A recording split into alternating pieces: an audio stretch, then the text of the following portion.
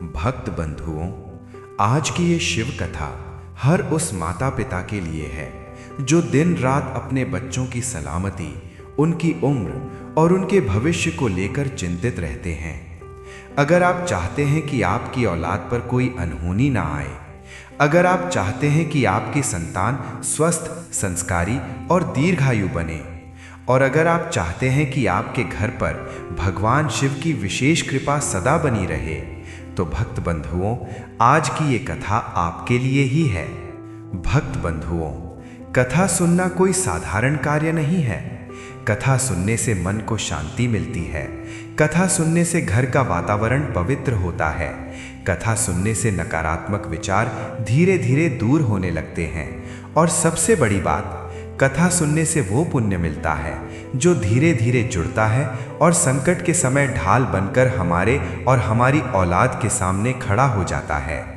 कई माता पिता ये नहीं समझ पाते कि औलाद की रक्षा केवल दवाइयों, धन या उपायों से नहीं होती, बल्कि औलाद की सबसे बड़ी सुरक्षा माता पिता की भक्ति और पुण्य से होती है। और यही कारण है कि भगवान शिव को संतान के रक्षक और कल्याणकर्ता कहा गया है। लेकिन भक्त बंधुओं, अब इस बात को बहुत ध्यान से सुनिए। गरुड़ पुराण में स्पष्ट कहा गया है कि जो भक्त किसी भी पवित्र कथा को शुरू करके उसे बीच में छोड़ देता है, वो अपने जीवन के पुण्य को स्वयं ही अधूरा छोड़ देता है। इसलिए आज आपसे निवेदन है, इस कथा को पूरे मन, पूरे विश्वास और पूरे धैर्य के साथ अंत तक सुनिए, क्योंकि आज की ये कथा आपको बताएगी कैसे केवल शिव नाम का जप, कैसे केवल कथा श्रवण आपकी औलाद के जीवन से डर, बाधा, रोग और दुर्भाग्य को दूर कर सकता है। भक्त बंधुओं, इस कथा को सुनते समय अपने मन में बस एक ही भाव रखिए, हे महादेव, मेरी संतान की रक्षा करना। और कथा शुरू होने से पहले कमेंट में हर हर महादेव लिखकर भगवान शिव के नाम का स्मरण कीजिए, क्योंकि नाम जप से ही कृपा का द्वार सबसे पहले खुलता है। तो आइए भक्त बंधुओं, अब शुरू करते हैं भगवान शिव की वो दिव्य कथा जो आपकी औलाद के जीवन में सुख, सुरक्षा और महादेव की छाया लेकर आएगी। भक्त बंधुओं, गांव की सुबह बड़ी शांत होती थी। पक्षियों की चहचहाहट और मंदिरों की घंटियां एक सुकून भर देती थीं। सुनील का परिवार एक साधारण और सुखी परिवार था। सुनील एक छोटे से कारखाने में कड़ी मेहनत करते थे और उनकी पत्नी सुनीता घर संभालती थीं। उनका बेटा गौतम बचपन से ही पढ़ाई में बहुत तेज था। उसकी बुद्धिमत्ता के चर्चे पूरे जिले में थे। गौतम ने जब कॉलेज की पढ़ाई पूरी की और अपनी डिग्री लेकर घर आया, तो उसके चेहरे पर वो चमक तो थी, पर साथ ही एक बारीक सा अहंकार भी घर कर चुका था। एक शाम गौतम अपने घर के बरामदे में बैठकर अपनी भविष्य की योजनाओं पर चर्चा कर रहा था। उसके पास कई बड़ी कंपनियों के जॉब ऑफर थे। वो अपनी माँ और पिता को अपनी उपलब्धियां बता रहा था। बेटा, तुम्हारी मेहनत रंग लाई। गांव के लोग भी कह रहे हैं कि गौतम ने सबका नाम रोशन कर दिया। भगवान की दया है कि आज हमारा सपना सच हो रहा है। पिताजी, ये सब भगवान की दया नहीं, बल्कि मेरी रातों की नींद हराम करने का नतीजा है। मैंने दिन रात एक करके पढ़ाई की, लाइब्रेरी में घंटों बिताए और मुश्किल परीक्षाओं को पास किया। इसमें भगवान का क्या लेना देना? अगर मैं सोता रहता और केवल मंदिर में पूजा करता, तो क्या ये नौकरियां मेरे पास आती? सुनील चुप हो गए। उनके चेहरे पर एक उदासी आई। लेकिन गौतम यहाँ नहीं रुका। उसने अपनी किताबों की ओर इशारा किया। आज की दुनिया ज्ञान और विज्ञान की है। इंसान चांद पर पहुंच गया है, बीमारियां मिटा रहा है, और हम अभी भी इसी अंधविश्वास में फंसे हैं कि कोई ऊपर बैठा हमारी तकदीर लिख रहा है। नहीं पिताजी, तकदीर इंसान खुद अपनी मेहनत और दिमाग से लिखता है। मुझे अपने ज्ञान पर पूरा भरोसा है। मैं शहर जा रहा हूं और दिखा दूंगा कि बिना किसी सहारे के भी ऊंचाई पर कैसे पहुंचा जाता है। सुनीता, जो रसोई से ये सब सुन रही थी, बाहर आई। उनके हाथ में पूजा की थाली थी। उन्होंने गौतम के सिर पर हाथ रखा। बेटा, बुद्धि और मेहनत जरूरी है, पर यह बुद्धि देने वाला भी वही महादेव है। अहंकार मत कर, क्योंकि ऊपर वाला जब देता है तो वो परीक्षा भी लेता है। गौतम खींचते हुए बोला। माँ, फिर वही पुरानी बातें। आपकी ये मंदिर वाली बातें सुनने में अच्छी लगती हैं, पर असल जिंदगी में काम नहीं आती। मुझे किसी परीक्षा का डर नहीं है, क्योंकि मेरा ज्ञान ही मेरी ढाल है। आप बस अपनी पूजा पाठ तक सीमित रहें, मुझे सफलता की सीढ़ियां चढ़ने दें। गौतम की आवाज़ में एक ऐसी खनक थी जो आत्मविश्वास की कम और घमंड की ज़्यादा थी। उसे लगता था कि उसने संसार के रहस्यों को समझ लिया है। वो हर बात को तर्क की तराजू पर तौलता था। उसके लिए भावनाएं और आस्था केवल कमज़ोर लोगों की निशानी थी। वो शहर जाने की तैयारी में ऐसा डूबा था कि उसने अपने माँ बाप के चेहरों पर झलकी उस चिंता को भी नज़रअंदाज कर दिया। शहर जाने से एक रात पहले गांव में शिव मंदिर में विशेष आरती थी। गांव के सभी लोग वहां मौजूद थे। गौतम के पिता सुनील ने गौतम से साथ चलने को कहा। बेटा, कल तुम शहर जा रहे हो, एक बार भोलेनाथ के दर्शन कर लो, मन को शांति मिलेगी और यात्रा मंगलमयी होगी। ठा हा हा हा हा। शांति? पिताजी, मुझे शांति काम पूरा होने के बाद मिलती है, पत्थर की मूर्ति के सामने खड़े होने से नहीं। आप जाइए, मुझे पैकिंग करनी है। वैसे भी मुझे उस लंबी कतार में खड़े होकर समय बर्बाद करना पसंद नहीं है। गौतम का ये अहंकार उसके व्यक्तित्व का हिस्सा बन गया था। उसने गांव के बुजुर्गों का सम्मान करना कम कर दिया था, क्योंकि उसे लगता था कि वे पुराने ज़माने के लोग हैं जिन्हें आधुनिक तकनीक का पता नहीं है। उसने अपने दोस्तों से भी दूरी बना ली थी। उसे लगता था कि अब वो उनसे बहुत ऊंचा उठ गया है। अगली सुबह जब गौतम शहर के लिए रवाना हुआ तो माँ सुनीता ने उसके माथे पर चंदन का तिलक लगाने की कोशिश की। भोलेनाथ सदा रक्षा करेंगे बेटा। गौतम ने अपना माथा पीछे खींच लिया और हंसते हुए रुमाल से अपना माथा पोंछ दिया। माँ, शहर में ये सब नहीं चलता, लोग हंसेंगे मुझ पर। मेरी मेहनत और मेरा पद ही मेरी पहचान होगी। चलिए, अब देर हो रही है, आप अपना ध्यान रखना। जैसे जैसे बस गांव की सीमाओं से बाहर निकली, गौतम ने खिड़की से पीछे मुड़कर गांव के मंदिर के शिखर को देखा। उसके मन में एक ही विचार था, ये शिखर जितना ऊंचा है, मेरा पद उससे भी ऊंचा होगा। उसे नहीं पता था कि जिस ज्ञान पर वो इठला रहा है वो बहुत छोटा है। वो अपनी सफलता के रथ पर सवार था, पर उस रथ के पहिए कब मिट्टी में धंस जाएंगे इसका उसे अंदाजा भी नहीं था। गौतम के लिए सफलता का मतलब था अधिक पैसा, बड़ा घर और लोगों का उसके सामने झुकना। वो शहर की ओर एक ऐसी भूख लेकर चला था जो कभी शांत नहीं होने वाली थी। उसके पिता सुनील उसे जाते हुए देखते रहे। उनके मन में एक ही बात चल रही थी कि उनका बेटा शायद बहुत बड़ा बन गया है, इतना बड़ा कि अब उसके घर में उसके माता पिता और उनके ईश्वर के लिए जगह कम पड़ने लगी है। अहंकार की ये ऊंची उड़ान गौतम को बादलों के ऊपर ले जा रही थी, जहां से उसे जमीन बहुत छोटी और तुच्छ दिख रही थी। वो भूल गया था कि पेड़ जितना भी ऊंचा हो जाए उसकी जड़ें जमीन में ही होती हैं, और जो जड़ों का अपमान करता है, हवा का एक तेज झोंका उसे मिट्टी में मिलाने के लिए काफी होता है। गौतम शहर में बस चुका था। उसने एक आलीशान अपार्टमेंट लिया और उसकी जीवन शैली पूरी तरह बदल गई। महीने में 1-2 बार जब वो गांव आता तो वो घर कम और किसी बड़े दफ्तर का मालिक ज्यादा लगता था। माँ सुनीता की दिनचर्या अब भी वही थी। सुबह ब्रह्म मुहूर्त में उठना, घर की शुद्धि करना और फिर मिट्टी के पार्थिव शिवलिंग बनाकर उन पर जल चढ़ाना।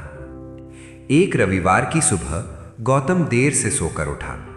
उसने देखा कि सुनीता आंगन में बैठकर बड़े प्रेम से बेलपत्र चढ़ा रही है और धीमी आवाज में शिव पंचाक्षर स्तोत्र का पाठ कर रही है। गौतम कॉफी का मग हाथ में लिए वहां आया और सोफे पर पैर फैलाकर बैठ गया। गौतम व्यंग्य भरे स्वर में, माँ, मुझे समझ नहीं आता कि आप अपनी उम्र का इतना कीमती समय इन पत्थरों और पत्तियों के पीछे क्यों बर्बाद करती हैं? क्या आपको सच में लगता है कि इस जल चढ़ाने से दुनिया में कुछ बदलता है? सुनीता ने आंखें खोली। उनके चेहरे पर एक अलौकिक शांति थी। उन्होंने शांत स्वर में उत्तर दिया, सुनीता, बेटा, ये समय की बर्बादी नहीं, समय का निवेश है। ये जल में पत्थर पर नहीं, अपनी श्रद्धा पर चढ़ा रही हूं। इससे दुनिया बदले ना बदले, मेरा मन शांत रहता है और मुझे जीवन की मुश्किलों से लड़ने की शक्ति मिलती है। गौतम हंसते हुए, शक्ति? माँ, शक्ति तो ऊर्जा से आती है, संतुलित भोजन और कसरत से आती है। आप भूखे रहकर व्रत करती हैं, इससे तो शरीर कमजोर होता है। विज्ञान कहता है कि जो चीज दिखती नहीं उसका अस्तित्व नहीं होता। आपका ये महादेव कहाँ है? क्या किसी ने उन्हें देखा है, या ये सिर्फ डरपोक लोगों द्वारा बनाया गया एक काल्पनिक सहारा है? पास ही बैठे सुनील, जो अखबार पढ़ रहे थे, इस बहस को सुन रहे थे। उनसे रहा नहीं गया। सुनील, गौतम, हर चीज तर्क से नहीं समझी जाती। क्या तुम हवा को देख सकते हो? नहीं, पर महसूस तो करते हो ना? क्या तुम अपनी माँ की ममता को लैब में टेस्ट कर सकते हो? नहीं, पर वो सच तो है। वैसे ही ईश्वर एक एहसास है। गौतम तर्क देते हुए, पिताजी, हवा का दबाव मापा जा सकता है, उसके अणु देखे जा सकते हैं। ममता एक रासायनिक प्रतिक्रिया है जो मस्तिष्क के न्यूरॉन से पैदा होती है। सब कुछ विज्ञान है। आप लोग पुराने ख्यालात के हैं, इसीलिए हर प्राकृतिक घटना को ईश्वर का चमत्कार मान लेते हैं। कल को अगर बिजली कड़केगी तो आप कहेंगे महादेव का तांडव है, जबकि मैं जानता हूं कि वो सिर्फ बादलों का घर्षण है। सुनीता उठी और गौतम के पास आकर बैठ गईं। उन्होंने उसके हाथ से कॉफी का मग लिया और मेज पर रख दिया। बेटा, तू बहुत पढ़ लिख गया है, अच्छी बात है, पर याद रख, ज्ञान जब विनम्रता खो देता है तो वो अज्ञान बन जाता है। तू बादलों के घर्षण की बात कर रहा है, पर उन बादलों को बनाने वाली शक्ति कौन है? तू न्यूरॉन्स की बात कर रहा है, पर उस प्राण को फूंकने वाला कौन है जो मरे हुए शरीर में नहीं होता? विज्ञान हमें कैसे बताता है, पर धर्म हमें क्यों बताता है? गौतम चिढ़कर, माँ, आप मुझे बातों में नहीं फंसा सकती। क्यों का जवाब भी विज्ञान एक दिन ढूंढ लेगा। मेरी सफलता मेरी मेहनत का परिणाम है, किसी अदृश्य शक्ति की मेहरबानी नहीं। मैं आज जहाँ हूँ वहाँ पहुँचने के लिए मैंने कोई व्रत नहीं रखा, कोई माला नहीं जपी। मैंने कोडिंग सीखी, मैनेजमेंट पढ़ा और कॉम्प्लेक्स एल्गोरिदम सुलझाए। मेरा तर्क ही मेरा भगवान है। सुनीता ने एक लंबी सांस ली और शिवलिंग के पास जाकर माथा टेका। ठीक है बेटा, आज तुझे अपनी बुद्धि पर बहुत नाज है। बस महादेव से यही प्रार्थना है कि जब कभी तेरी ये बुद्धि और तेरा ये तर्क साथ छोड़ दें, तब तुझे उस अदृश्य शक्ति की याद आए। मैं बहस नहीं करूंगी, पर मेरी प्रार्थना कभी बंद नहीं होगी। गौतम उठकर जाते हुए, प्रार्थना से कुछ नहीं होता माँ, प्रयास से होता है। आप प्रार्थना करती रहिए, मैं जाकर अपना नया प्रोजेक्ट पूरा करता हूँ। देखते हैं किसकी प्रार्थना मेरे प्रोजेक्ट को सफल बनाती है या मेरा दिमाग। गौतम अपने कमरे में चला गया और लैपटॉप खोलकर बैठ गया। उसने माँ की बातों को सिरे से खारिज कर दिया था। उसे लग रहा था कि वो एक ऐसी जंग जीत चुका है जिसमें वो अपनी माँ के अंधविश्वास को परास्त कर चुका है। लेकिन वो ये नहीं देख पा रहा था कि उसका अहंकार उसे धीरे धीरे अपनों से और अपनी जड़ों से दूर कर रहा था। वो हर चीज़ का उपहास करने लगा था, यहाँ तक कि जब गांव के लोग उसे प्रणाम करते तो वो उन्हें हेय दृष्टि से देखता। उसे लगता था कि वो एक अलग प्रजाति का इंसान बन चुका है जो तर्क की रोशनी में जीता है, जबकि बाकी सब अंधकार में जी रहे हैं। तर्क और तथ्य उसके लिए सब कुछ थे। श्रद्धा और प्रेम के लिए उसके जीवन में कोई स्थान शेष नहीं था। ये टकराव केवल शब्दों का नहीं था, ये दो विचारधाराओं का था। एक जो खुद को कर्ता मानती थी और दूसरी जो खुद को केवल एक माध्यम मानती थी। गौतम का मैं इतना बड़ा हो गया था कि उसके आगे उसे ईश्वर तो क्या, अपने माता पिता के अनुभव भी बौने लग रहे थे। शहर की ऊंची इमारतों और चमक धमक वाली जिंदगी ने गौतम को पूरी तरह बदल दिया था। उसे अपनी कंपनी में कर्मचारी ऑफ द ईयर का पुरस्कार मिला था और उसकी पदोन्नति भी हो गई थी। वो अब एक ऐसी टीम का नेतृत्व कर रहा था जो विदेशी प्रोजेक्ट्स पर काम करती थी। इस सफलता ने गौतम के मन में ये बात पत्थर की लकीर की तरह बैठा दी थी कि इंसान जो चाहे अपनी बुद्धि से हासिल कर सकता है। एक दिन गौतम अपने घर पर एक छोटी सी पार्टी दे रहा था। उसके कुछ पुराने दोस्त और माता पिता भी वहां मौजूद थे। बातों बातों में जिक्र शुरू हुआ कि कैसे विपरीत परिस्थितियों में भी इंसान को धैर्य नहीं खोना चाहिए। गौतम का मित्र राकेश, यार गौतम, तूने वाकई कमाल कर दिया, इतने कम समय में इतनी तरक्की। सच में ऊपर वाले की बड़ी कृपा है तुझ पर कि तुझे सही समय पर सही मौके मिले। ये सुनते ही गौतम का चेहरा तमतमा उठा। उसने अपने हाथ में पकड़ा गिलास मेज पर रखा और सबकी ओर देखते हुए ऊंची आवाज में बोला, गौतम, कृपा? राकेश, तू भी उन्हीं पुराने ढकोसलों में फंसा हुआ है। जब मैं रात के 3-3 बजे तक ऑफिस में कोडिंग करता था, तब कौन सा ऊपर वाला मेरे साथ जाग रहा था? जब मुझे क्लाइंट्स की गालियां सुननी पड़ती थीं और मैं तनाव में होता था, तब क्या किसी अदृश्य शक्ति ने आकर मेरा काम किया था? नहीं, ये सब मेरी मेहनत, मेरी रातों की नींद और मेरी बुद्धिमत्ता का फल है। सुनील, पिता ने धीरे से उसे टोकना चाहा। बेटा, मेहनत तो सब करते हैं, गली का मजदूर भी दिन रात पसीना बहाता है, पर सबको वैसी सफलता नहीं मिलती। मेहनत के साथ साथ समय और सौभाग्य का साथ होना भी जरूरी है, जो ईश्वर की इच्छा से मिलता है।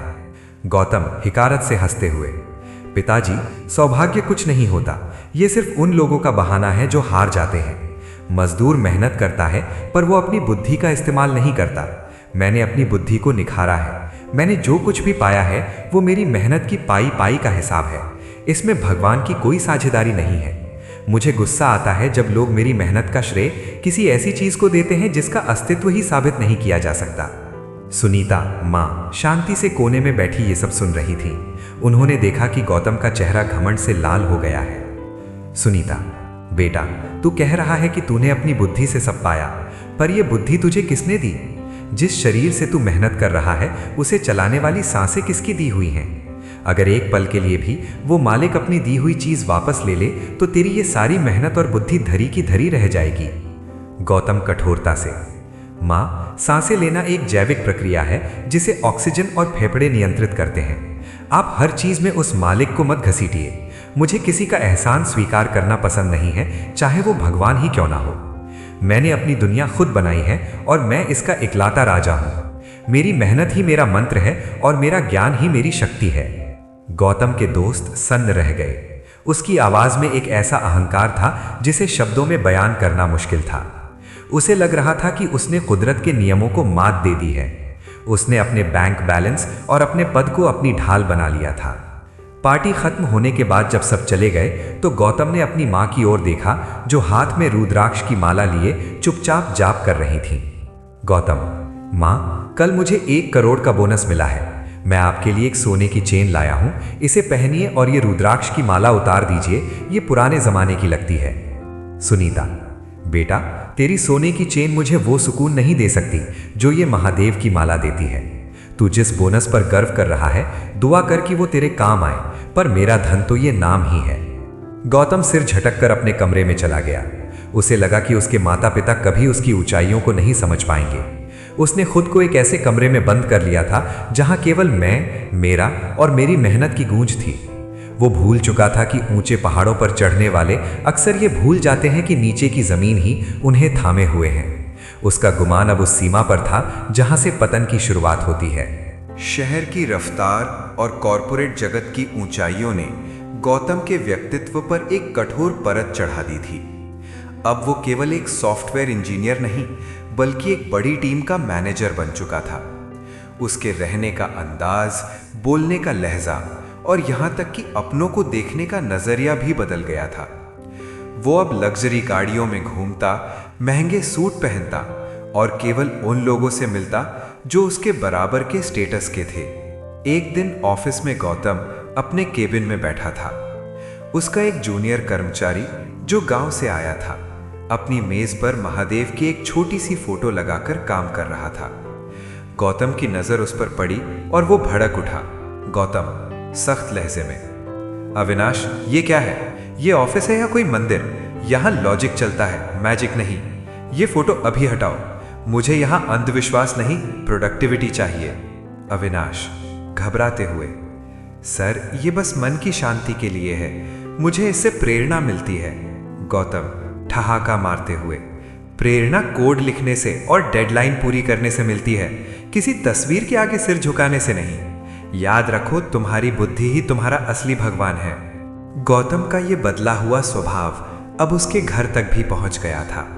जब उसके पिता सुनील उसे फोन करते तो वो अक्सर चिड़चिड़ा जाता। सुनील फोन पर, बेटा, घर आए बहुत दिन हो गए। तुम्हारी माँ तुम्हारी मनपसंद खीर बनाकर राह देख रही है, इस रविवार आ जाओ। गौतम बेरुखी से, पिताजी, आप लोग समझते क्यों नहीं? मैं अब वो गांव वाला गौतम नहीं हूं जिसके पास खाली समय हो। मेरी एक एक मिनट की कीमत हजारों में है। खीर तो मैं यहाँ किसी भी 5 स्टार होटल में खा सकता हूँ, और वैसे भी मुझे वहां आकर वो प्रवचन नहीं सुनने जो माँ हर समय देती रहती हैं। गौतम ने अपने कमरे से पुरानी तस्वीरें, माँ की दी हुई छोटी सी गीता और घर का बना सामान हटाकर आधुनिक शो पीस लगा दिए थे। उसे लगता था कि ये सब उसकी नई पहचान के खिलाफ है। एक बार उसके कुछ हाई प्रोफाइल दोस्त घर आए। माँ सुनीता ने उनके लिए चाय बनाई और साथ में प्रसाद का एक दाना भी दे दिया। गौतम को यह देखकर बहुत शर्मिंदगी महसूस हुई। गौतम दोस्तों के सामने, सॉरी गाइस, माँ अभी भी पुरानी आदतों में फंसी हुई हैं। मॉम कितनी बार कहा है कि मेरे प्रोफेशनल सर्कल के लोगों के सामने ये सब मत किया करो, ये लोग प्रोग्रेसिव हैं, इन्हें ये सब प्रसाद वगैरह ऑकवर्ड लगता है। सुनीता दुखी मन से, बेटा ये तो भगवान का आशीर्वाद है, इसमें शर्म कैसी। गौतम, आशीर्वाद से बिल नहीं भरे जाते माँ, मेरी मेहनत से जो पद मिला है उसे मेंटेन करने के लिए मुझे मॉडर्न दिखना पड़ता है। आप अपनी ये भक्ति अपने कमरे तक ही रखें तो बेहतर होगा। गौतम के भीतर अब केवल मैं और मेरा पद ही बचा था। वो भूल गया था कि जिस ऊंची इमारत पर वो खड़ा है उसकी नींव उसके माता पिता के संस्कारों और उनकी प्रार्थनाओं पर टिकी थी। उसे अब गरीब लोग, बीमार लोग और यहाँ तक कि आस्था रखने वाले लोग कमज़ोर और अनपढ़ लगने लगे थे। सफलता की इस चकाचौंध ने उसे इतना अंधा कर दिया था कि उसे अपनों का प्यार भी बोझ लगने लगा था। उसे लगने लगा था कि वो एक मशीन है जिसे केवल जीतना और आगे बढ़ना आता है, पर वो ये नहीं जानता था कि मशीनें कितनी भी उन्नत क्यों ना हो, बिजली कटते ही वो बेजान लोहा बन जाती हैं। समय अपनी गति से चलता रहा और गौतम शहर की भीड़ भाड़ और अपनी महत्वाकांक्षाओं के जंगल में पूरी तरह खो गया। अब वो साल में एक बार भी गांव नहीं जाता था। माँ सुनीता और पिता सुनील के लिए वो अब केवल एक आवाज़ रह गया था जो महीने में एक बार औपचारिकता निभाने के लिए फ़ोन पर सुनाई देती थी। गौतम के लिए गांव का घर अब एक पुराना खंडहर जैसा था जिसकी यादें उसे परेशान करती थीं। एक दिन सुनीता ने फ़ोन किया। उनकी आवाज़ में कंपन था और आंखों में बरसों का इंतज़ार। सुनीता, बेटा इस बार सावन के सोमवार पर गांव में बहुत बड़ा मेला लग रहा है, सब लोग अपने बच्चों के साथ आ रहे हैं, क्या तू 2 दिन के लिए नहीं आ सकता? तेरी याद बहुत आती है। गौतम लैपटॉप पर काम करते हुए बेरुखी से, माँ मैंने आपसे कितनी बार कहा है कि मुझे ये मेले ठेले पसंद नहीं है, वहाँ धूल मिट्टी और भीड़ के अलावा कुछ नहीं होता और मेरा कैलेंडर अगले 3 महीनों तक बुक्ड है, मैं 1 दिन की भी छुट्टी नहीं ले सकता, आप लोग बेकार में भावुक होते रहते हैं। सुनीता रुआसी आवाज में, पैसे और काम तो पूरी जिंदगी रहेंगे बेटा, पर हम अब बूढ़े हो रहे हैं, क्या पता अगला सावन हम देख पाए या नहीं। गौतम गुस्से में, माँ ये इमोशनल ब्लैकमेलिंग बंद कीजिए, मैं यहाँ आपके लिए ही तो कमा रहा हूँ, मैंने हर महीने आपके खाते में पैसे डाल दिए हैं, आपको जो चाहिए मंगा लीजिए, पर मुझसे समय की उम्मीद मत रखिए, मेरा रिश्ता अब इस कॉर्पोरेट वर्ल्ड से है, उस पिछड़े गांव से नहीं। गौतम ने फोन काट दिया। उसे जरा भी एहसास नहीं हुआ कि उस पार बैठी मां का दिल टूट गया है। उसके लिए रिश्ते अब केवल ट्रांजैक्शन यानी लेन देन बन गए थे। उसे लगता था कि पैसे भेज देना ही बेटे का धर्म है।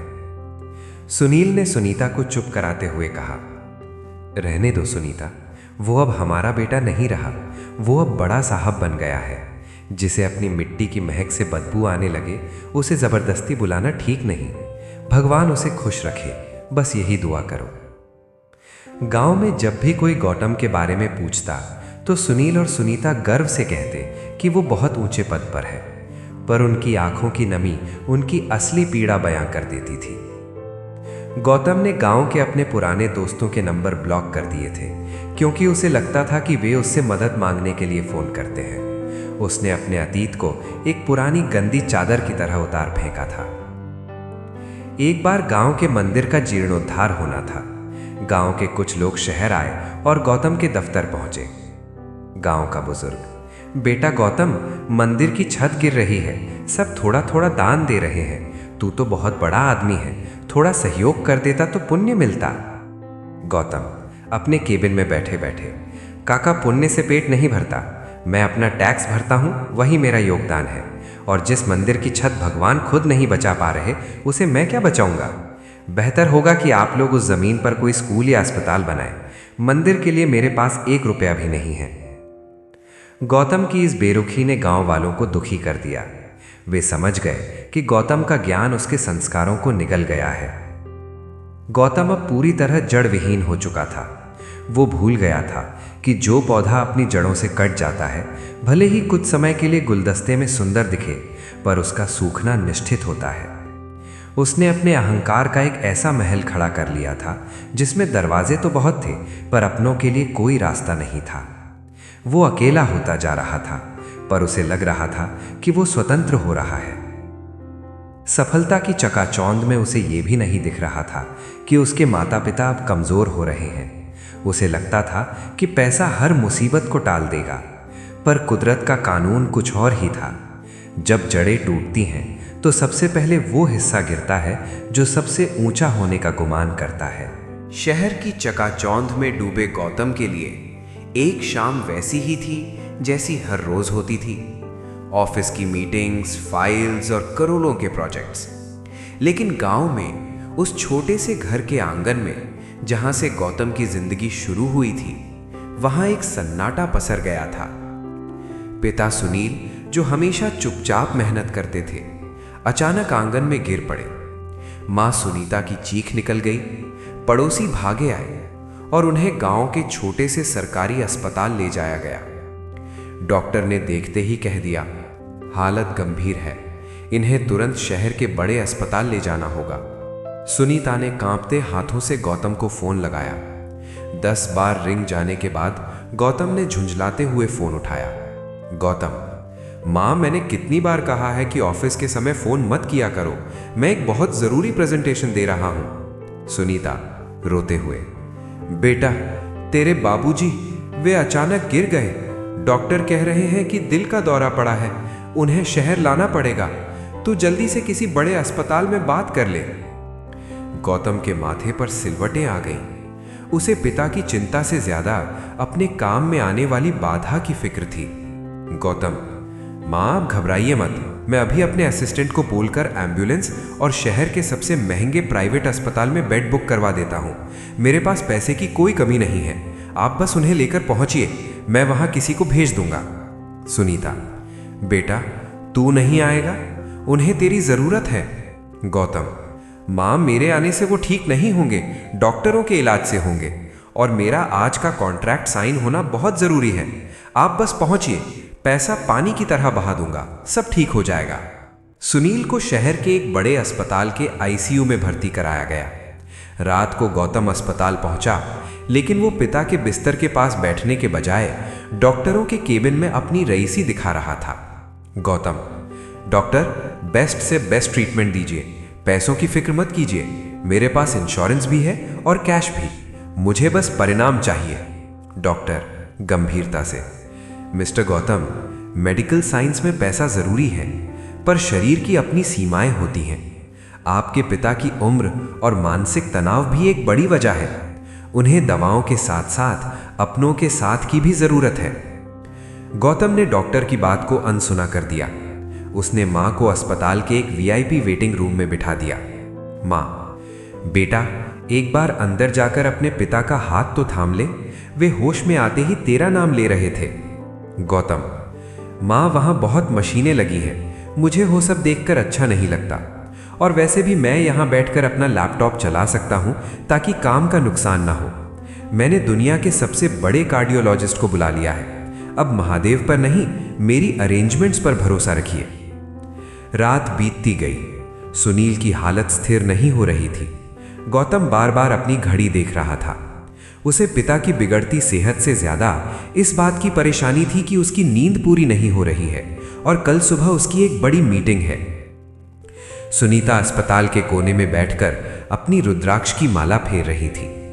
गौतम ने उन्हें देखा और पास आकर बोला, मां, यहां बैठकर माला फेरने से कुछ नहीं होगा।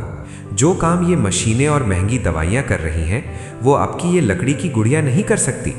देखिए, मैंने अस्पताल को 5 लाख एडवांस दे दिए हैं। पैसा ही असली भगवान है जो मौत को भी टाल सकता है। सुनीता ने आंख भरी हुई आवाज में कहा, बेटा, पैसा दवा खरीद सकता है पर प्राण नहीं। तू जिस तकनीक पर घमंड कर रहा है वो भी उसी के इशारे पर चलती है। दुआ कर कि वो रहम करे। गौतम हंस दिया। उसे लगा कि मां की बातें हमेशा की तरह अंधविश्वास से भरी हैं। लेकिन उस रात अस्पताल की उस ठंडी गलियारे में गौतम को पहली बार एहसास हुआ कि कुछ चीजें ऐसी हैं जिन्हें वो अपने कीबोर्ड से कंट्रोल नहीं कर सकता। पिता की उखड़ती सांसों की आवाज उन मशीनों के बीप बीप स्वर में कहीं दब गई थी। ये नियति का पहला संकेत था।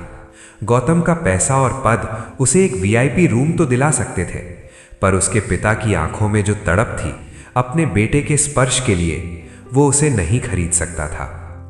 संकट घर की दहलीज पार कर चुका था, लेकिन गौतम अभी भी अपने अहंकार के कवच में सुरक्षित महसूस कर रहा था। उसे नहीं पता था कि ये तो बस शुरुआत है। अस्पताल के आईसीयू के बाहर का गलियारा सफेद रोशनी से नहाया हुआ था, लेकिन गौतम के मन में केवल काले आंकड़ों का हिसाब चल रहा था। पिता की हालत नाजुक थी, पर गौतम का ध्यान बार बार अपने मोबाइल पर आने वाले स्टॉक मार्केट के अपडेट्स और ऑफिस के ईमेल्स पर जा रहा था। उसे लग रहा था कि उसने शहर के सबसे महंगे अस्पताल में पिता को भर्ती कराकर अपना फर्ज पूरा कर दिया है। सुबह जब मुख्य डॉक्टर राउंड पर आए तो गौतम उनके पीछे पीछे केबिन तक गया। गौतम अधिकारपूर्ण स्वर में, डॉक्टर, 3 दिन हो गए हैं और मेरे पिता अभी भी वेंटिलेटर पर हैं। मैंने सुना है कि आपके पास विदेश से आई नई मशीनें हैं, आप उनका इस्तेमाल क्यों नहीं कर रहे? बिल की चिंता मत कीजिए, मैं आपको ब्लैंक चेक देने को तैयार हूं। डॉक्टर शांति से, मिस्टर गौतम, चिकित्सा विज्ञान केवल मशीनों और पैसों का नाम नहीं है। शरीर की अपनी रिकवरी पावर होती है। आपके पिता का दिल बहुत कमजोर हो चुका है। इस समय उन्हें मशीनों से ज्यादा शांति और शायद किसी चमत्कार की जरूरत है। गौतम चिढ़कर, चमत्कार? डॉक्टर, आप जैसा पढ़ा लिखा आदमी ये शब्द इस्तेमाल कर रहा है? चमत्कार कमजोरों का सहारा है। मैं आपको मोटी फीस दे रहा हूं ताकि आप अपना विज्ञान इस्तेमाल करें। अगर आपके पास बेहतर इलाज नहीं है तो मैं इन्हें एयर एम्बुलेंस से दिल्ली या विदेश ले जाऊंगा। पैसा मेरा गुलाम है और मैं अपने पिता को पैसे के दम पर ठीक करवा कर रहूंगा। डॉक्टर ने बस एक ठंडी आह भरी और अपने काम में लग गए। गौतम बाहर आया और अपनी माँ के पास पहुंचा, जो फर्श पर बैठकर प्रार्थना कर रही थी। गौतम, माँ उठिए यहाँ से, लोग क्या कहेंगे कि इतने बड़े मैनेजर की माँ जमीन पर बैठी है। और ये रोना धोना बंद कीजिए। मैंने डॉक्टर को साफ कह दिया है कि जितना पैसा चाहिए ले लो, पर मुझे नतीजा चाहिए। पैसे से मैंने आज तक हर समस्या खरीदी है, पिताजी की बीमारी भी खरीद लूंगा। सुनीता दुखी मन से, बेटा, बीमारी खरीदी नहीं जाती, काटी जाती है। तू जिस पैसे की अकड़ दिखा रहा है वो उस विधाता के आगे कागज का टुकड़ा है। देख, तेरे बाबूजी की आंखों में जो डर है उसे तेरा चेक नहीं मिटा सकता। एक बार अंदर जाकर उनसे बात कर, उन्हें बता कि तू उनके पास है। गौतम झुंझलाकर, मेरे पास फालतू की बातें करने का समय नहीं है माँ, मुझे ऑफिस जाना है, एक बड़ी डील साइन होनी है। अगर मैं वहां नहीं गया तो करोड़ों का नुकसान होगा। अस्पताल में मेरी मौजूदगी से क्या होगा? यहाँ नर्सें हैं, डॉक्टर हैं, मशीनें हैं, मैंने सबको पैसे खिला दिए हैं, वे इनका ख्याल रखेंगे। गौतम ने अपनी जेब से नोटों की एक गड्डी निकाली और वार्ड बॉय की तरफ उछाल दी। सुनो, मेरे पिता का ख्याल रखने में कोई कमी नहीं होनी चाहिए, ये लो एडवांस। और माँ, आपको जो खाना चाहिए मंगा लीजिए, मैंने कैंटीन में बोल दिया है। सुनीता ने उन नोटों की तरफ भी नहीं देखा। उनकी नज़रें तो बस आईसीयू के उस कांच के दरवाजे पर टिकी थीं, जहां उनके पति मौत से लड़ रहे थे। गौतम को लग रहा था कि उसने मैनेजमेंट कर लिया है। उसने अपनी सफलता के मद में ये मान लिया था कि दुनिया की हर चीज़, यहाँ तक कि सांसें भी खरीदी जा सकती हैं। उसने माँ की एक न सुनी और अपनी महंगी कार में बैठकर ऑफिस की ओर निकल गया। उसे लगा कि उसने अपनी जिम्मेदारी पूरी कर दी है। रास्ते में वो मन ही मन सोच रहा था, लोग क्यों कहते हैं कि जिंदगी अनिश्चित है? अगर आपके पास पर्याप्त पैसा है तो आप अनिश्चितता को भी कंट्रोल कर सकते हैं। उसका ये भ्रम अब उस सीमा पर था जहां से प्रकृति उसे एक ऐसा सबक सिखाने वाली थी जिसे वो कभी नहीं भूल पाएगा। वो ये भूल गया था कि जब विधाता का प्रहार होता है तो तिजोरियों के ताले खुद ब खुद खुल जाते हैं और इंसान दाने दाने के लिए नहीं बल्कि एक पल के सुकून और एक सांस के लिए तरस जाता है। गौतम का पैसा उसकी आंखों पर पट्टी बन चुका था और अब नियति उस पट्टी को खोलने के लिए एक भयानक प्रलय की तैयारी कर रही थी। अस्पताल की उस मशीनी दुनिया में जहां हर तरफ केवल बीप बीप की आवाजें और दवाइयों की गंध थी, सुनीता ने एक कोने को अपना मंदिर बना लिया था। अस्पताल के परिसर में ही एक छोटा सा प्राचीन शिव मंदिर था। जब गौतम अपनी बड़ी बड़ी गाड़ियों में बैठकर ऑफिस की डील्स फाइनल करने निकल जाता, तब सुनीता उस मंदिर की सीढ़ियों पर जाकर बैठ जाती। उनके हाथ में एक छोटी सी पीतल की लुटिया थी और मन में महादेव का अनवरत जाप। उन्होंने मंदिर के शिवलिंग को अपनी करुणा भरी आंखों से देखा और जल चढ़ाते हुए उनकी आंखों से आंसू छलक पड़े। सुनीता रुआसी आवाज में, हे त्रिलोकीनाथ, हे शंभु, आज एक माँ और एक पत्नी आपके सामने झोली फैलाकर बैठी है। लोग कहते हैं कि आप भोले हैं, सबकी सुनते हैं। मेरे पति उस कमरे में मशीनों के सहारे सांस ले रहे हैं। डॉक्टर कहते हैं कि पैसा बहुत है पर उम्मीद कम। पर मुझे उन मशीनों पर नहीं, आपके इस निर्गुण स्वरूप पर भरोसा है। उनकी सांसों की डोर अपने हाथ में थामे रखना प्रभु। सुनीता की ये पुकार केवल अपने पति के लिए नहीं थी, उन्हें अपने बेटे के पतन का उससे भी बड़ा दुख था। उन्होंने अपने आंसू पोंछे और फिर से हाथ जोड़ लिए। सुनीता, हे महादेव, मेरे पति की देह को तो वैद्य और डॉक्टर संभाल लेंगे, पर मेरे बेटे की आत्मा को कौन बचाएगा? उसे अपने ज्ञान और धन का ऐसा रोग लगा है कि उसे अपनों की पीड़ा भी नहीं दिखती। वो तुझे पत्थर कहता है, वो श्रद्धा का मजाक उड़ाता है। उसे दंड मत देना प्रभु, उसे सद्बुद्धि देना। उसका अहंकार तोड़ दीजिए, चाहे जैसे भी, पर उसे फिर से मेरा वही सरल गौतम बना दीजिए जिसे दूसरों का दुख देखकर रोना आता था। अस्पताल के कर्मचारी और अन्य लोग सुनीता को देखते और कहते, बेचारी माँ, बेटा इतना अमीर है पर माँ आज भी यहाँ पत्थरों के आगे सिर पटक रही है। पर सुनीता को किसी की बातों से कोई फर्क नहीं पड़ता था। वो घंटों मंदिर में बैठी रहती। उन्होंने अन्न का त्याग कर दिया था। वे केवल महादेव का चरणामृत पीकर जीवित थीं। एक दोपहर गौतम अचानक अस्पताल आया। उसने माँ को मंदिर में बैठा देखा तो उसका पारा चढ़ गया। वो तेजी से माँ के पास पहुंचा और उनका हाथ पकड़कर उठाया। माँ, ये क्या तमाशा है? मैंने आपके लिए अस्पताल में सबसे अच्छा कमरा बुक किया है, एसी लगा है, वहां जाकर आराम कीजिए। यहाँ धूप में बैठकर अपना स्वास्थ्य क्यों बिगाड़ रही हैं? और ये क्या मांग रही हैं आप इस पत्थर से? जो काम मेरे 5 लाख के इंजेक्शन नहीं कर पाए, वो आपकी ये मौन प्रार्थनाएं करेंगी। सुनीता शांति से, बेटा, तूने दवा और दुआ का फर्क कभी समझा ही नहीं। तूने पैसा दिया है, वो तेरा धर्म है। मैं प्रार्थना कर रही हूं, ये मेरा विश्वास है। तू देख लेना गौतम, जब तेरी सारी साइंस और तेरा सारा पैसा हाथ खड़े कर देगा, तब यही पत्थर तुझे रास्ता दिखाएगा। गौतम हंसते हुए, माँ, आप बहुत भोले हैं। मेरी साइंस कभी हाथ खड़े नहीं करती, वो और उन्नत होती जाती है। पिताजी की हालत आज थोड़ी बेहतर है और डॉक्टर कह रहे हैं कि ये नई दवाओं का असर है। इसमें आपकी प्रार्थना का कोई हाथ नहीं है। चलिए अब यहाँ भीड़ मत लगाइए। सुनीता कुछ नहीं बोली। वे जानती थी कि अहंकार जब चरम पर होता है तो कान बहरे हो जाते हैं। उन्होंने बस मन ही मन महादेव से कहा, प्रभु, ये नादान है, इसे क्षमा करना।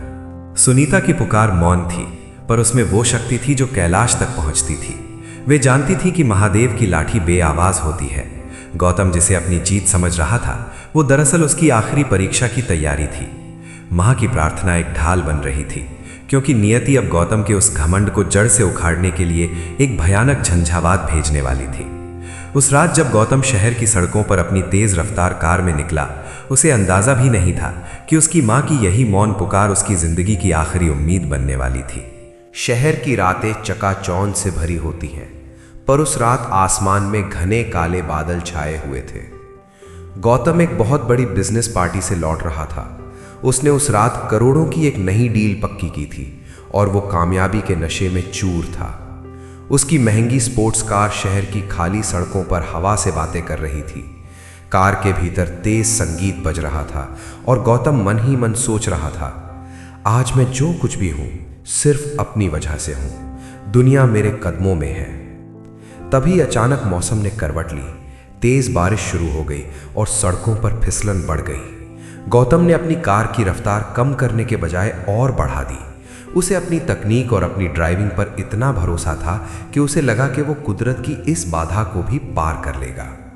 गौतम खुद से बड़बड़ाते हुए, ये बारिश मेरा रास्ता क्या रोकेगी? मेरी कार में दुनिया के बेहतरीन ब्रेक्स और सेफ्टी फीचर्स हैं। जो लोग डरते हैं वे धीरे चलते हैं। मैं गौतम हूं, मैं रुकना नहीं जानता। तभी एक मोड़ पर सामने से एक तेज रोशनी वाली ट्रक आई। सड़क पर कीचड़ और पानी होने के कारण गौतम की कार अनियंत्रित होकर फिसलने लगी। उसने पूरी ताकत से ब्रेक दबाया, पर जिस बेहतरीन तकनीक पर उसे गुमान था वो उस गीली सड़क पर नाकाम साबित हुई। उसकी कार सड़क के डिवाइडर को तोड़ते हुए एक बड़े पेड़ से जा टकराई। एक जोरदार धमाका हुआ। लोहे की वो मजबूत चादर कागज की तरह मुड़ गई। कार के भीतर लगे एयर बैग्स खुले, पर टक्कर इतनी जबरदस्त थी कि गौतम का सिर स्टीयरिंग से जा टकराया। चारों तरफ कांच के टुकड़े बिखर गए। कार का इंजन धुआं छोड़ने लगा और गौतम का शरीर खून से लथपथ होकर उसी मलबे में फंस गया। उस सुनसान सड़क पर मदद के लिए कोई नहीं था। गौतम ने अपनी आंखें खोलने की कोशिश की, पर उसकी पलकें भारी हो रही थीं। उसे अपने पैरों में असह्य दर्द महसूस हुआ। वो जो कुछ देर पहले खुद को दुनिया का राजा समझ रहा था, अब अपनी सीट बेल्ट खोलने तक की ताकत नहीं रख पा रहा था। गौतम कराहते हुए, बचाओ, कोई है? मेरा फ़ोन कहाँ है? मेरा फ़ोन। उसका महंगा स्मार्टफोन दूर सड़क पर जाकर टूट चुका था। उसका पैसा, उसका पद, उसकी रईसी, सब कुछ उस समय बेमानी हो चुके थे। जिस मौत को वो पैसे से खरीदने की बात करता था, आज वही मौत उसके सामने खड़ी थी। उसने खिड़की से बाहर देखा। दूर एक धुंधली सी रोशनी नजर आ रही थी। उसे अपनी माँ का चेहरा याद आया। उसे अपनी माँ की वो बात याद आई, बेटा, अहंकार मत कर, विधाता की परीक्षा बहुत कठिन होती है। गौतम की सांसें उखड़ने लगी। उसे महसूस हुआ कि उसका शरीर ठंडा पड़ रहा है। वो जिसे विज्ञान और लॉजिक कहता था, वो अब उसे मरने से नहीं रोक पा रहे थे। तभी कार के पास कुछ आहट हुई। कुछ राहगीरों ने गाड़ी को रुका हुआ देखा और मदद के लिए दौड़े। पहला राहगीर, ओह, बहुत बुरा एक्सीडेंट है, गाड़ी तो पूरी खत्म हो गई है, जल्दी करो, अंदर कोई फंसा है। दूसरा राहगीर, अरे ये तो कोई बहुत बड़ा आदमी लग रहा है, देखो कितनी महंगी गाड़ी है, पर इसके प्राण तो संकट में हैं। जब उसे गाड़ी से बाहर निकाला जा रहा था, गौतम अर्ध बेहोशी की हालत में था। उसे बस इतना सुनाई दिया कि कोई कह रहा था, अस्पताल ले चलो, शायद ही बच पाए। गौतम के मन में आखिरी विचार यही आया कि आज उसके करोड़ों रुपए उसे इस मलबे से बाहर नहीं निकाल पाए, बल्कि वे साधारण लोग उसे बचा रहे थे जिनका वो कभी उपहास उड़ाता था। अंधेरी रात, गिलती बारिश और सड़क पर बिखरा खून गौतम के अहंकार की इतिश्री कर रहे थे। वो एक्सीडेंट केवल उसकी कार का नहीं, उसकी विचारधारा का था। जब गौतम की आंखें खुलीं, तो उसे अपने चारों ओर सफ़ेद दीवारें और दवाइयों की तीखी गंध महसूस हुई। वो उसी अस्पताल के एक दूसरे वार्ड में था जहां उसके पिता भर्ती थे। फर्क सिर्फ इतना था कि कुछ दिन पहले वो यहाँ एक मालिक की तरह आया था और आज वो एक असहाय मरीज बनकर लेटा था। उसके शरीर के कई हिस्सों में पट्टियां बंधी थीं और एक पैर को ऊपर टांग कर रखा गया था। उसके चेहरे पर टांके लगे थे और हिलना डुलना तो दूर, वो ठीक से बोल भी नहीं पा रहा था। जो आवाज दफ्तर में गूंजती थी, आज वो एक धीमी कराह में बदल चुकी थी। गौतम मन ही मन, ये मुझे क्या हो गया, मैं हिल क्यों नहीं पा रहा हूँ, नर्स, डॉक्टर। जब नर्स अंदर आई तो गौतम ने अपनी आंखों से इशारा किया। वो कुछ पूछना चाहता था, पर गले से शब्द नहीं निकल रहे थे। नर्स धीमे स्वर में, मिस्टर गौतम, शांत रहिए, आपका बहुत बुरा एक्सीडेंट हुआ था। आपकी रीढ़ की हड्डी और पैरों में गंभीर चोटें आई हैं। भगवान का शुक्र मानिए कि आप जिंदा हैं। कुछ देर बाद डॉक्टर आए। ये वही डॉक्टर थे जिनका गौतम ने कुछ दिन पहले अपमान किया था। डॉक्टर ने उसकी रिपोर्ट देखी और एक ठंडी सांस ली। गौतम लड़खड़ाती आवाज में, डॉक्टर, मुझे ठीक कर दीजिए, जितना पैसा चाहिए ले लीजिए, मुझे कल एक मीटिंग में जाना है। डॉक्टर गंभीरता से, गौतम जी, अब पैसा आपकी मदद नहीं कर सकता। आपकी नसें दब गई हैं और शरीर का निचला हिस्सा सुन्न पड़ चुका है। हम पूरी कोशिश कर रहे हैं, लेकिन अब सब कुछ आपके शरीर की क्षमता और ऊपर वाले की मर्जी पर निर्भर है। आपकी वो महंगी तकनीक आपको अस्पताल तक तो ले आई, पर अब आपको फिर से चलाने की ताकत हमारे पास नहीं है। गौतम सन्न रह गया। वो छत की ओर देखता रहा। उसे अपनी बेबसी का एहसास होने लगा। उसे प्यास लगी थी, पर वो खुद उठकर पानी का गिलास भी नहीं उठा सकता था। उसे करवट बदलनी थी, पर उसे 2 वार्ड बॉय की मदद लेनी पड़ रही थी। जो इंसान कहता था कि मैं अपना रास्ता खुद बनाता हूं, आज वो एक एक कदम के लिए दूसरों का मोहताज था। अस्पताल के उस बिस्तर पर लेटे लेटे उसे याद आया कि कैसे वो अपने पिता की बीमारी का मजाक उड़ाता था। उसे याद आया कि कैसे उसने अपनी माँ की प्रार्थनाओं को कमजोरों का सहारा कहा था। आज उसे समझ आया कि असली कमजोर कौन है। तभी उसकी माँ सुनीता दमर में दाखिल हुई। उन्होंने अपने बेटे की ये हालत देखी तो उनका कलेजा मुंह को आ गया, पर उन्होंने खुद को संभाला। वे गौतम के पास आईं और उसके माथे पर अपना हाथ रखा। वो हाथ जिसे गौतम ने कुछ दिन पहले झटक दिया था। सुनीता, बेटा तू घबरा मत, तेरी माँ अभी जिंदा है। गौतम की आंखों से आंसू बहने लगे। वो अपनी माँ से नजरें नहीं मिला पा रहा था। उसे पहली बार महसूस हुआ कि उसका करोड़ों का बैंक बैलेंस उसे वो सुकून नहीं दे पा रहा था जो उसकी माँ के उस एक स्पर्श में था। वो चिल्लाना चाहता था, माफी मांगना चाहता था, पर उसका अहंकार अभी भी उसे पूरी तरह टूटने नहीं दे रहा था। वो बिस्तर उसके लिए एक जेल बन गया था, जहां वो अपने ही विचारों के साथ अकेला छोड़ दिया गया था।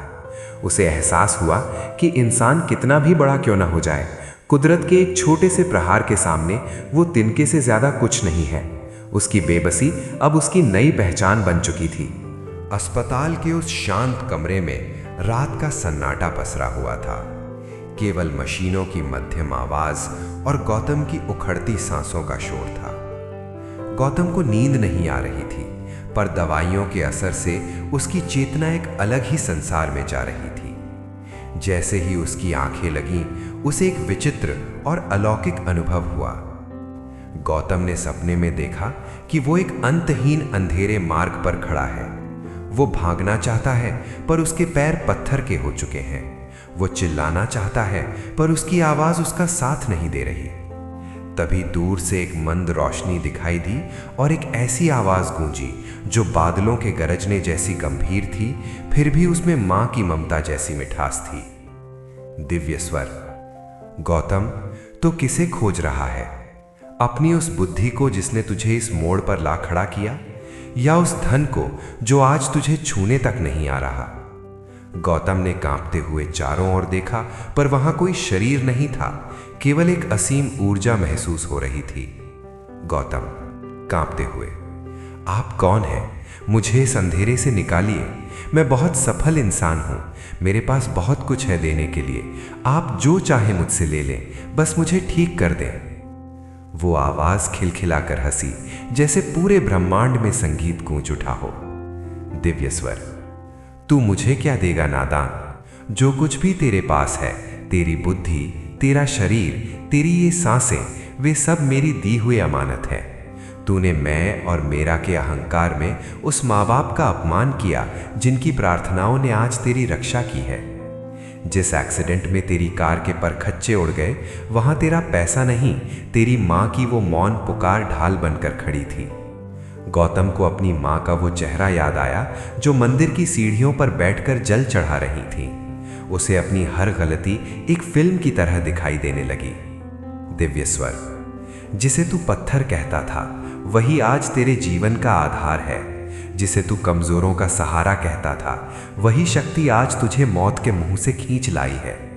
याद रख गौतम, ज्ञान जब अहंकार बनता है तो विनाश लाता है, पर जब वो समर्पण बनता है तो मोक्ष दिलाता है। तू शून्य है और मैं वो अनंत हूं जहां से तू आया है। गौतम उस रोशनी के सामने छोटा होता गया। उसका सारा ज्ञान, उसकी डिग्रियां, उसके करोड़ों के प्रोजेक्ट्स सब राख की तरह उड़ते हुए दिखे। उसे पहली बार सत्य का साक्षात्कार हुआ कि वो कुछ भी नहीं है, वो केवल एक जरिया था जिसे उसने खुद को मालिक समझ लिया था। गौतम रोते हुए, मुझे माफ कर दीजिए, मुझे राह दिखाइए, मैं अंधा हो गया था। दिव्य स्वर। जा, तेरी माँ की श्रद्धा ने तुझे एक और मौका दिया है। अब जाग और देख के असली दौलत क्या है। अचानक एक तेज चमक के साथ गौतम की आंख खुली। उसके कमरे में खिड़की से सुबह की पहली किरण आ रही थी। सामने दीवार पर लगे कैलेंडर में महादेव की एक धुंधली सी तस्वीर थी। गौतम ने पहली बार उस तस्वीर को नफरत से नहीं, बल्कि एक असीम कृतज्ञता से देखा। उसकी चेतना लौट आई थी, पर उसका अहंकार उस सपने की आग में जलकर राख हो चुका था। उसे समझ आ गया था कि महादेव मंदिर में नहीं, बल्कि उस सत्य में है जिसे उसने आज तक ठुकराया था। सुबह की ताज़ी हवा खिड़की से आ रही थी, लेकिन गौतम के मन में उस सपने की गूंज अभी भी ताज़ा थी। वो चुपचाप लेटा हुआ अपने हाथों को देख रहा था। उसे रह रहकर उस एक्सीडेंट का मंजर याद आ रहा था। वो भयानक टक्कर, वो मुड़ता हुआ लोहा और वो मौत का सन्नाटा। डॉक्टर हैरान थे कि इतनी बुरी दुर्घटना के बाद भी गौतम के सिर में कोई घातक चोट नहीं आई।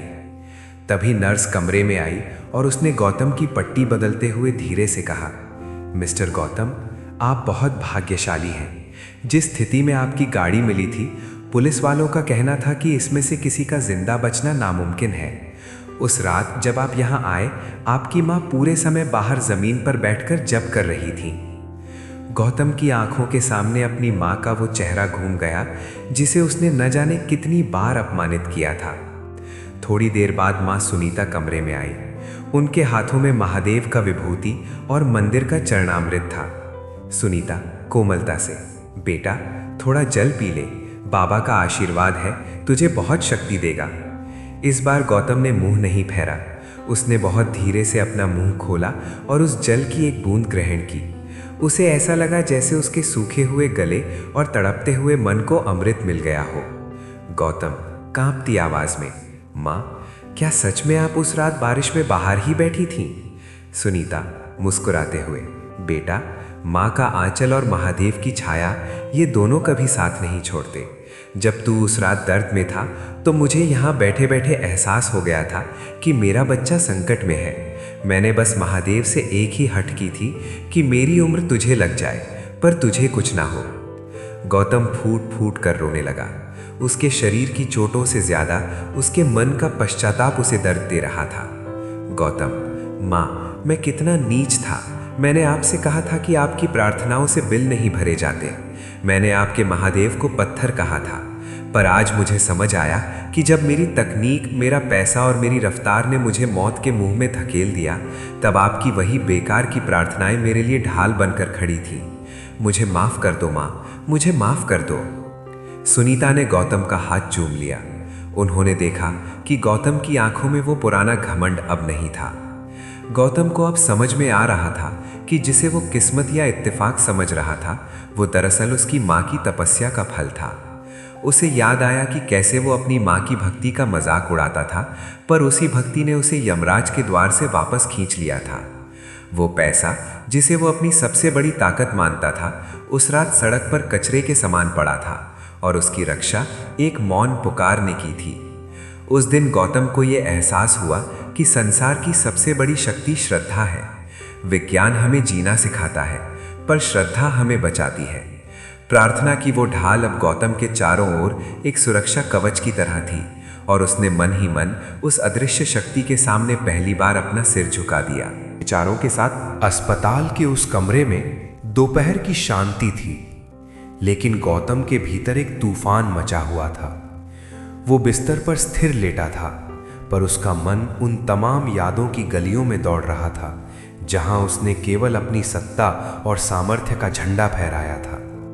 माँ सुनीता पास ही बैठी भगवत गीता का पाठ कर रही थी। गौतम उन्हें गौर से देख रहा था। उनके चेहरे की झुर्रियां, उनकी सफ़ेद होती जुल्फें और उनकी शांत आँखें। उसे याद आया कि कैसे उसने इन आँखों में कई बार आंसू दिए थे। अचानक गौतम का संयम टूट गया। उसकी आंखों के कोर भीगने लगे और देखते ही देखते वो हिचकियां लेकर रोने लगा। सुनीता घबरा कर उठी। क्या हुआ बेटा? कहीं बहुत ज्यादा दर्द हो रहा है? मैं डॉक्टर को बुलाऊं? गौतम रुआंसी आवाज में, नहीं माँ, डॉक्टर को मत बुलाओ। ये दर्द शरीर का नहीं है, ये उस पाप का है जो मैंने बरसों से अपनी आत्मा पर लाद रखा था। माँ मैं कितना अंधा था। मुझे लगा था कि मैं सबसे बुद्धिमान हूँ। मुझे लगा कि मैं दुनिया को मुट्ठी में कर सकता हूँ, पर हकीकत में मैं उस छोटे बच्चे से भी गया गुजरा था जिसे ये नहीं पता कि उसका असली रक्षक कौन है। गौतम के आंसू उसके तकिए को भिगो रहे थे। वो पश्चाताप की उस अग्नि में जल रहा था जो पुराने मैल को साफ कर देती है। गौतम, माँ मुझे वो दिन याद आ रहे हैं जब मैं आपकी पूजा की थाली को ठोकर मार देता था। मुझे वो दिन याद आ रहे हैं जब मैं बाबूजी की बीमारी पर पैसे का रौब झाड़ता था। मैंने आप दोनों को पुराने ख्यालात का कहकर अपमानित किया, पर आज मेरी सारी आधुनिकता ने मुझे इस बिस्तर पर लावारिस छोड़ दिया। अगर आपकी दुआएं ना होती तो आज मेरा ये शरीर किसी सड़क के किनारे बेजान पड़ा होता। सुनीता ने उसके आंसू पोंछे, पर गौतम रुक नहीं रहा था। उसका अहंकार जो एक ऊंची दीवार की तरह खड़ा था अब ढह चुका था। गौतम, माँ, मैं महादेव से कैसे माफ़ी मांगूं? मैंने उन्हें पत्थर कहा। मैंने कहा कि वे केवल कमज़ोरों का सहारा है। पर आज मुझे समझ आया कि असली कमज़ोर तो मैं था, जो अपने ही पैसों के घमंड में कैद था। माँ, क्या वे मुझे माफ़ करेंगे?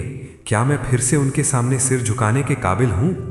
सुनीता ने गौतम का हाथ अपने हाथ में लिया और बहुत ही शांत स्वर में कहा, बेटा, महादेव तो करुणा के सागर हैं। वे तो केवल एक सच्चे आंसू के प्यासे होते हैं। जब इंसान अपना मैं त्याग देता है और उनकी शरण में आता है तो वे उसे गले लगा लेते हैं। तेरे ये आंसू आज तेरी सारी नफरत और तेरे अहंकार को धो रहे हैं। आज तेरा पुनर्जन्म हुआ है गौतम। गौतम को उस पल महसूस हुआ कि जैसे उसके सीने से एक बहुत बड़ा बोझ उतर गया हो। वो रोता रहा, पर उस रोने में एक अजीब सा सुकून था। उसे अब अपनी पद प्रतिष्ठा, अपनी महंगी कार और अपने बैंक बैलेंस की कोई फिक्र नहीं थी। उसे बस इस बात का सुख था कि उसने अपनी गलती मान ली थी। अहंकार का वो पर्दा गिर चुका था जिसने उसे अपनों और सत्य से दूर रखा था। वो पश्चाताप के हर आंसू के साथ खुद को हल्का महसूस कर रहा था। उस दिन गौतम ने जान लिया कि दुनिया की सबसे कठिन विजय स्वयं पर और अपने अहंकार पर विजय पाना है। हफ्तों के इलाज और माँ की सेवा के बाद वो दिन आ ही गया जब गौतम को अस्पताल से छुट्टी मिली। डॉक्टरों ने इसे किसी चमत्कार से कम नहीं माना कि गौतम फिर से अपने पैरों पर खड़ा हो पाया था। शहर की उस चकाचौंध वाली जिंदगी को छोड़कर गौतम ने सबसे पहले एक ही जिद की, माँ, मुझे गांव जाना है। मुझे उसी मिट्टी में जाना है जिसे मैं भूल चुका था। जैसे ही गौतम की गाड़ी गांव की सीमा में दाखिल हुई, उसे हर पेड़, हर खेत और वो पुराना शिव मंदिर एक नई रोशनी में नहाया हुआ सा लगा। जब गाड़ी घर के दरवाजे पर रुकी तो पिता सुनील, जो अब काफी हद तक ठीक हो चुके थे, लाठी के सहारे बाहर आए। गौतम गाड़ी से उतरा। उसकी आंखों में अब वो चमक नहीं थी जो घमंड से आती थी, बल्कि वो नमी थी जो विनम्रता से आती है।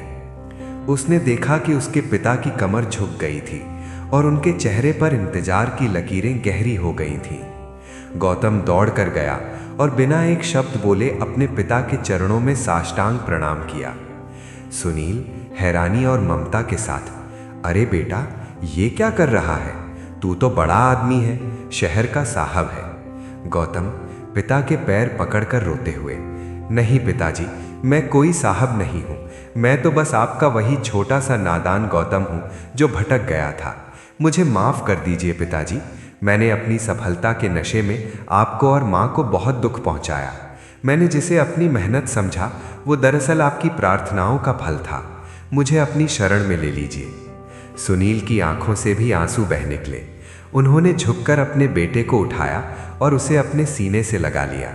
ये केवल दो शरीरों का मिलन नहीं था, बल्कि एक टूटे हुए रिश्ते का फिर से जुड़ना था। पास ही खड़ी माँ ये सब देख रही थी। गौतम मुड़ा और माँ के चरणों को स्पर्श किया। माँ, आपने कहा था कि जब बुद्धि और तर्क साथ छोड़ देंगे तब महादेव याद आएंगे।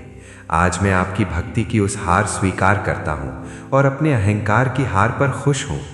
आपने मुझे मरकर फिर से जीना सिखा दिया। पूरे गांव में ये खबर फैल गई कि गौतम बदल गया है। जो लोग कभी उसकी बेरुखी से डरते थे, आज वे उसे अपनी मिट्टी से जुड़ा हुआ देखकर दंग थे। गौतम ने उस दिन अपने महंगे सूट उतारकर साधारण कुर्ता पायजामा पहन लिया। उसे उस सादगी में जो सुख मिला वो उसे करोड़ों के सौदों में भी कभी नहीं मिला था। उस शाम पूरा परिवार एक साथ आंगन में बैठा। कोई मोबाइल नहीं, कोई लैपटॉप नहीं, बस एक दूसरे का साथ और दिल से निकली बातें। गौतम ने महसूस किया कि जिसे वो पिछड़ापन कहता था, वही असल में जीवन का सबसे बड़ा सत्य और आधार है, अपनों का प्यार। माँ की गोद में सिर रखकर वो बच्चा बन गया था और उसकी ममता की छाया में उसने अपने जीवन की सबसे बड़ी शांति पाई। भक्तों, गौतम की ये गाथा हमें ये परम सत्य सिखाती है कि हम अपनी बुद्धि और धन पर चाहे जितना अभिमान कर लें, लेकिन नियति की एक छोटी सी चोट हमारे अस्तित्व को धूल में मिला सकती है। ये कथा हमें समझाती है कि सफलता बुरी नहीं है, लेकिन जब वो सफलता अहंकार का रूप लेकर हमें अपनों से और ईश्वर से दूर कर दे तो वो पतन का कारण बन जाती है। असली शक्ति पैसों में नहीं, बल्कि माँ बाप के आशीर्वाद और महादेव की कृपा में होती है। याद रखिएगा, ईश्वर हमसे कुछ छीनते नहीं, वे बस हमारे भीतर के मैं को तोड़ते हैं ताकि हम सत्य को देख सकें। इसलिए जीवन में कितनी भी ऊंचाई पालें, अपनी जड़ों और विनम्रता को कभी ना छोड़ें, क्योंकि अंत में केवल हमारा कर्म और समर्पण ही हमारे साथ रहता है। भक्त बंधुओं, अब ये पावन शिव कथा अपने अंतिम चरण में प्रवेश कर चुकी है और अंत में इस कथा की जो सबसे बड़ी सीख है, उसे अपने हृदय में उतार लेना ही इस कथा को सुनने का सच्चा फल है। भक्त बंधुओं, ये कथा हमें सिखाती है कि जीवन में चाहे कितनी भी परेशानियां क्यों ना आ जाएं, अगर मन में श्रद्धा हो और हृदय में महादेव का नाम बसता हो तो कोई भी संकट स्थायी नहीं रहता। ये कथा हमें ये भी सिखाती है कि औलाद की रक्षा केवल धन या उपायों से नहीं होती, बल्कि माता पिता की भक्ति, संयम और पुण्य से होती है।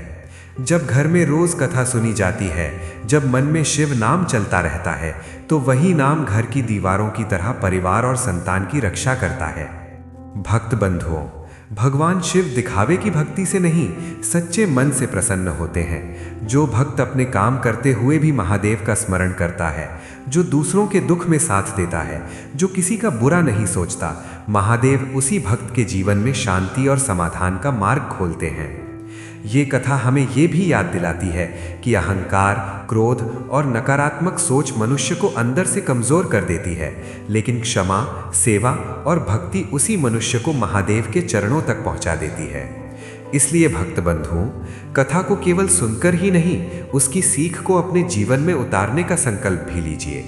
अगर आपको ये शिव कथा अच्छी लगी हो, अगर इसे सुनकर आपके मन को शांति मिली हो, तो हमारे श्री ज्ञान चैनल को सब्सक्राइब जरूर कीजिए, ताकि ऐसी ही भक्तिमय और जीवन बदलने वाली कथाएं आप तक रोज पहुंचती रहें। और अब अंत में मेरी महादेव से यही विनम्र प्रार्थना है, हे भोलेनाथ, जिस जिस भक्त ने इस कथा को श्रद्धा और विश्वास के साथ अंत तक सुना है, उसके जीवन के सभी कष्ट दूर कीजिए, उसके घर में सुख, शांति और स्वास्थ्य बनाए रखिए, उसकी संतान को दीर्घायु, सद्बुद्धि और सुरक्षा प्रदान कीजिए। और हे महादेव, अपनी कृपा की छाया हम सभी पर सदा बनाए रखिए। हर हर महादेव।